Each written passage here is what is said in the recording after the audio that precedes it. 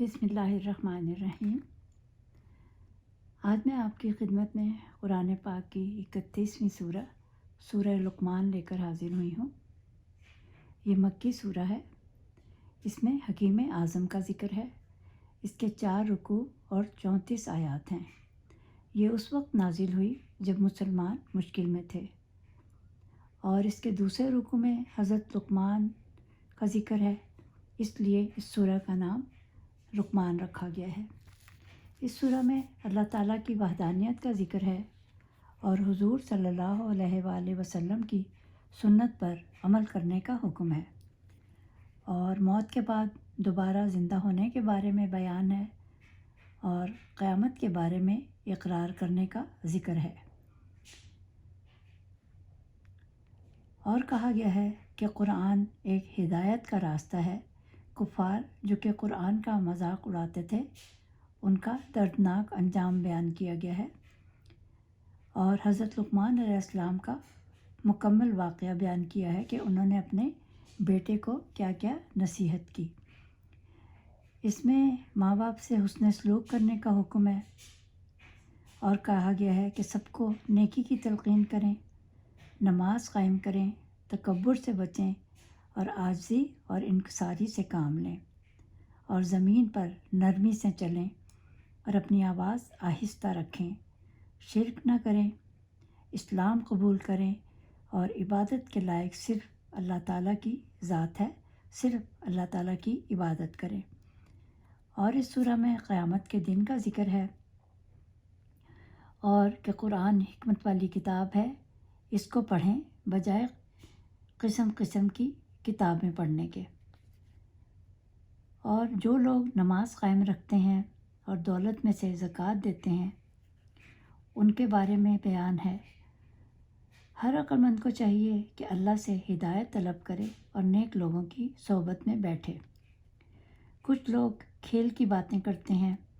یہ آیات اس لیے نازل کی گئیں کہ نضر بن حارث، جو کہ ہر وقت فضول کتابیں خریدتا تھا، وہ پڑھتا تھا، اور وہ کہانیاں قریش کو سناتا تھا، جو کہ رستم، اسفندیار کی کہانیاں ہوتی تھیں، اور وہ لوگوں کو حضور صلی اللہ علیہ وسلم سے قرآنی آیات کو سننے سے روکتا تھا۔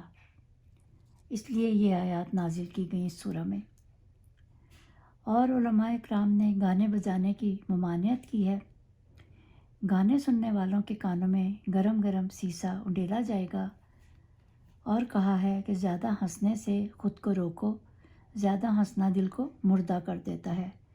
اس سورہ میں اللہ نے ماں باپ کا حق زیادہ قرار دیا ہے، اور بتایا ہے کہ ماں کا حق باپ سے زیادہ ہے، کیونکہ وہ 9 ماہ پیٹ میں رکھتی ہے، پھر تکلیف سے جنم دیتی ہے، پھر دودھ پلاتی ہے۔ اس لیے کہا کہ کہیں سے آؤ تو پہلے ماں سے ملو، اس کے پاؤں دباؤ، اور اگر 100 روپے ہیں تو 75 ماں کو دو اور 25 باپ کو، اور ان دونوں میں سے کسی کو ایذا نہ دو۔ اللہ کہتا ہے کہ اپنے والدین کا خیال کرو اور میرے ساتھ کسی کو شریک نہ کرنا۔ اس میں سعد بن وقاص کا ذکر آیا ہے، جن کی والدہ نے ان کو اسلام قبول کرنے پر خود کھانا پینا چھوڑ دیا تھا، اور کہا کہ یہ کیا دین لے کر آ گئے ہو، اس کو چھوڑ دو، لیکن وہ اپنے دین پر قائم رہے۔ اس بارے میں ذکر ہے۔ اور ایک آیت میں حضرت لقمان علیہ السلام اپنے بیٹے کو کہہ رہے ہیں کہ اے میرے بیٹے، برائی اگر رائی کے دانے کے برابر بھی ہو اور جتنی مرضی پوشیدہ کی ہو، وہ اللہ سے نہیں چھپ سکتی۔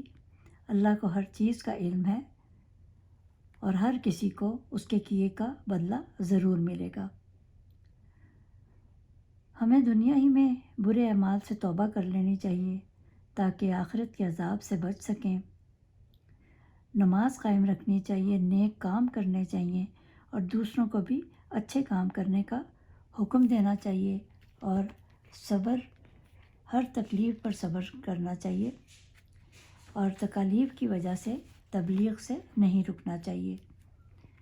اور کہا گیا ہے کہ لوگوں سے بات کرتے وقت منہ ٹیڑھا مت کرنا، یعنی غرور نہ کرنا، غریبوں کو حقیر نہ سمجھنا، حسد نہ کرو، بغض نہ رکھو، اور 3 دن سے زیادہ بات چیت بند نہ کرو۔ حضور صلی اللہ علیہ وسلم کے دربار میں ہر طرح کے لوگ آتے تھے۔ آپ ان سے وقار سے جھک کر ملتے اور ہر وقت کا استقبال کرتے، خوبصورت پوشاک پہنتے۔ ان کا لباس بہت خوبصورت ہوتا تھا، اس لیے کہا گیا ہے کہ وہ اپنی پوشاک ہمیشہ خوبصورت پہنتے تھے اور مہمانوں کی خوراک کا اچھا بندوبست کرتے تھے۔ اور کہا کہ زمین پر اکڑ کر نہ چل، درمیانی چال سے چلو، اور بری آواز گدھے کی ہے، اس لیے کہا گیا ہے کہ آواز ہمیشہ دھیمی رکھیں، نظریں نیچی رکھیں اور گفتگو کم سے کم کریں، اور مسکرا کر اور خندہ پیشانی سے بات کرنا سنت ہے۔ چھوٹوں سے شفقت اور بڑوں سے ادب سے بات کریں، دوسروں کی بات غور سے سنیں، درمیان میں مت ٹوکیں، اور دوران گفتگو ایک دوسرے کے ہاتھ پر تالی نہ بجائیں۔ بچوں کو یہ تعلیم دینا ضروری ہے۔ عقائد کی اصلاح پر توجہ دینی چاہیے، ان کی ظاہری اعمال پر توجہ دینی چاہیے، ان کے باطن پر توجہ دیں، ان کے اخلاق بہتر کریں تاکہ لوگ ان کی عزت کریں۔ اور کہا گیا ہے کہ اللہ تعالیٰ کی نعمتوں کا کوئی شمار نہیں۔ جو لوگ اس کے بارے میں جھگڑتے ہیں، یعنی نظر بن حارث وغیرہ حضور صلی اللہ علیہ وآلہ وسلم سے بحث کرتے تھے عقیدے کے بارے میں، اس لیے یہ آیات نازل کی گئیں۔ اور کہا گیا ہے کہ جاہلوں کی طرح جھگڑا نہیں کرنا چاہیے، یہ کفار کا وتیرہ ہے جو کہتے تھے ہم تو اپنے باپ دادا کی پیروی کریں گے، یعنی شیطان ان کو بہکاتا ہے۔ برے اعمال اللہ کی ناراضگی کا سبب ہیں۔ سب کائنات اللہ کی محتاج ہے، اللہ حکمت والا ہے۔ اور کہا کہ اگر سب درخت کی قلمیں بنا دی جائیں اور سمندر کو سیاہی بنا دیا جائے تب بھی وہ اللہ تعالیٰ کی شان بیان نہیں کر سکتے۔ یہ آیت اس لیے نازل کی گئی کہ حارث بن عمر نے حضور صلی اللہ علیہ وآلہ وسلم سے پوچھا تھا کہ غیب کا جاننے والا صرف خدا ہے یا اللہ کے بتانے سے ہے؟ اللہ جو اپنے انبیاء اکرام کو جو وصیت کی ہے، اس میں قرآن میں اس کا ذکر ہے، انبیاء اکرام کو حکم دیا گیا کہ لوگوں کو نیک راستے پر چلائیں۔ اس میں حضرت لقمان کا ذکر ہے، طالوت کا ذکر ہے اور ذوالقرنین کا ذکر ہے۔ اس سورہ میں حضرت لقمان نے اپنے بیٹے سے کہا کہ اے میرے بیٹے، اللہ کی عبادت میں کبھی کسی کو شریک نہ کرنا، اور نماز ادا کرو، نیکی کا حکم کرو اور آواز نیچی رکھو، رفتار معتدل رکھو۔ آپ افریقی تھے اور ان کا تعلق سوڈان سے تھا، اور کہا جاتا ہے کہ وہ حضرت ابراہیم علیہ السلام کے چچا کی اولاد میں سے تھے۔ آپ خوبصورت نہ تھے مگر بہت دانا تھے۔ جس طرح حضرت بلال حبشی کو اہمیت حاصل ہے، اسی طرح حکیم لقمان کو بھی بہت زیادہ اہمیت حاصل ہے۔ وہ بنی اسرائیل میں قاضی بھی رہے۔ اللہ تعالیٰ نے ان کو 100 انسانوں کے برابر عقل عطا فرمائی تھی، اور اللہ تعالیٰ نے انہیں جڑی بوٹیوں میں خاصیت کا علم بھی دیا تھا۔ انہوں نے میڈیکل سائنس کی بنیاد بھی رکھی تھی، یعنی علم طب کی۔ وہ اپنے ارد گرد کی فطرت کا بغور مطالعہ کرتے رہتے تھے، جانوروں کو دیکھتے، ان کے بارے میں سوچتے۔ ایک دن وہ درخت کے نیچے سو رہے تھے کہ ایک فرشتہ آیا اور خبر دی کہ اللہ تعالیٰ آپ کو نبوت یا حکمت دینا چاہتا ہے، تو آپ کیا لینا پسند کریں گے؟ تو حضرت لقمان نے حکمت کو چنا۔ جب آنکھ کھلی تو آپ نے اللہ تعالیٰ کا شکر ادا کیا۔ اسی دوران آپ کو کسی نے اغوا کر لیا اور قبیلہ بنی اسحاص کو فروخت کر دیا۔ وہ بہت اچھے لوگ تھے، ان کا مالک ان کی فہم و فراست کا قائل ہو گیا۔ وہ ہر کام میں ان سے مشورہ کرتا اور اس پر عمل کرتا تھا، اور اسی طرح وہ بہت مشہور ہو گئے۔ تو ایک دن آپ سے سوال کیا گیا کہ آپ نے حکمت کیوں چنی، نبوت کیوں نہیں؟ تو حضرت لقمان نے جواب دیا کہ کہ میں شاید نبوت کا بوجھ نہ اٹھا سکوں، تو اللہ تعالیٰ نے مجھے اختیار دیا تھا، اس لیے میں نے حکمت قبول کی۔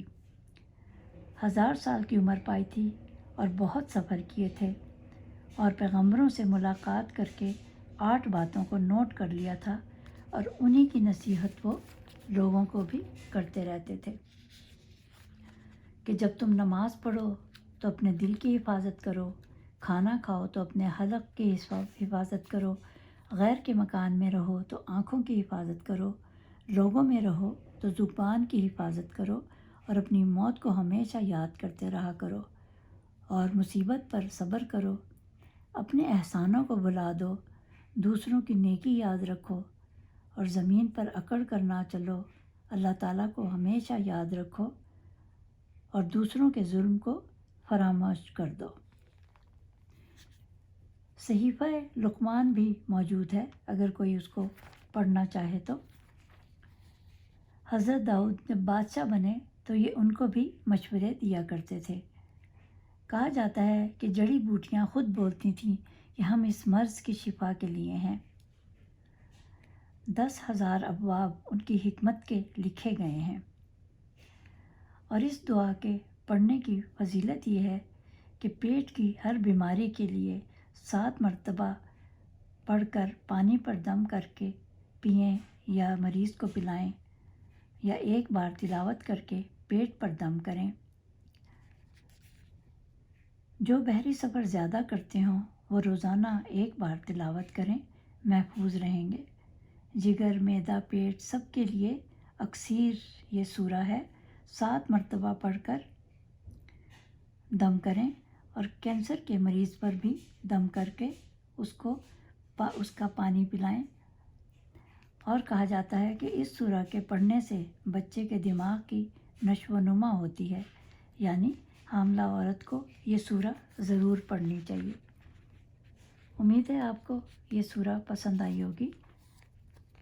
اگلی سورت تک کے لیے خدا حافظ۔